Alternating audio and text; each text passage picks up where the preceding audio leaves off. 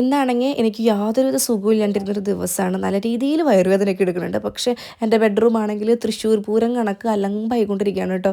ആകെ വൃത്തികേടാക്കി എടുക്കണം. എന്തായാലും ഒന്ന് ഒതുക്കാമെന്ന് വിചാരിച്ചു. പിന്നെ നമുക്ക് ക്രിസ്മസ് വെക്കേഷന് ഞാൻ വീട്ടിൽ പോകുമ്പോൾ ഒരുപാട് ദിവസം വീട്ടിൽ പോകുന്നുണ്ടെങ്കിൽ എൻ്റെ റൂം സെറ്റാക്കി വെച്ചിട്ട് ഞാൻ വീട്ടിൽ പോകാറുള്ളൂ. അല്ലെങ്കിൽ എനിക്കൊരു സമാധാനം ഉണ്ടാവില്ല കേട്ടോ. ഒരുപാട് പുതപ്പുണ്ടായിരുന്നു. കുത്തി നിറച്ച് ചവിട്ടി കൂട്ടി എങ്ങനെങ്ങാണ്ട് ഞാൻ ആ പെട്ടിയിലേക്ക് കയറ്റിയിട്ടുണ്ട്. ഇപ്പോൾ ഈ ഒരു കംഫർട്ടറിലാണ് വിരിച്ച് കിടക്കാറ്. എന്ത് സുഖമാണെന്നറിയോ, കംഫർട്ടർ വിരിച്ച് അതിൻ്റെ മേലേക്ക് എടുക്കാൻ വേണ്ടിയിട്ട്.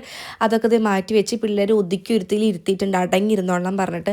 എന്തോ എന്നെ പേടിച്ചിട്ടായിരിക്കണം, നല്ല മക്കളായിട്ടിരുന്നു. ഞാൻ കുറേ ബെഡ്ഷീറ്റ് കുറച്ചാൾ മുമ്പ് മേടിച്ചിട്ടുണ്ടായിരുന്നല്ലോ, അതിൽ ഞാൻ പൊട്ടിക്കാണ്ട് എടുത്ത് വെച്ചിരുന്ന ഒരു ബെഡ്ഷീറ്റാണ് അത്. കുറേ ഫ്ലവേഴ്സ് ആയിട്ടുള്ള ബെഡ്ഷീറ്റ്. ഇപ്പോഴാണ് ഞാൻ പൊട്ടിച്ച് നോക്കുന്നത്. എനിക്ക് ഭയങ്കരമായിട്ട് ഇഷ്ടപ്പെട്ടു. നല്ലൊരു 3D എഫക്റ്റൊക്കെ തരുന്ന ഒരു ബെഡ്ഷീറ്റാണ് കേട്ടോ. പിന്നെയെന്ന് വെച്ചിട്ടുണ്ടെങ്കിൽ വലിയ പ്രിൻ്റ് എനിക്ക് ഇഷ്ടമാണ്. നമ്മുടെ റൂമിന് ഭയങ്കര അട്രാക്റ്റീവ് ആയിരിക്കും. പിന്നെ ഞങ്ങളുടെ ബെഡ് കുറച്ച് വലുതാണല്ലോ. കാശിമോനും കൂടി ഉണ്ടായ സമയത്ത് ഞാൻ എൻ്റെ വീട്ടിൽ നിന്നപ്പോൾ ഒരു കുഞ്ഞു കട്ടിലും കൂടെ കൊണ്ടുവന്ന് അത് അടുപ്പിച്ചിട്ടൊരു വലിയ ബെഡാക്കിയതാണ് കേട്ടോ. അപ്പോൾ എനിക്ക് ഭയങ്കര ഇഷ്ടമായി. പിള്ളേരിങ്ങനെ നോക്കിക്കാണ് പൂവ് പൂവ് എന്ന് പറഞ്ഞിട്ട്.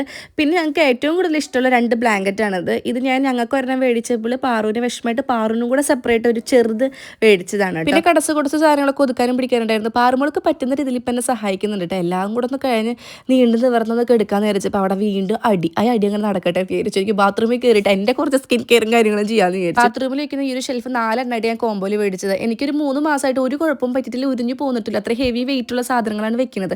നനവില്ലാത്ത സ്ഥലത്ത് വേണം വെക്കാനായിട്ടെന്ന് ഞാൻ പ്രത്യേകം എടുത്തു പറയുന്നുണ്ട് കേട്ടോ. അതുപോലെ തന്നെയാണ് ഈ ഒരു ഹാങ്ങർ.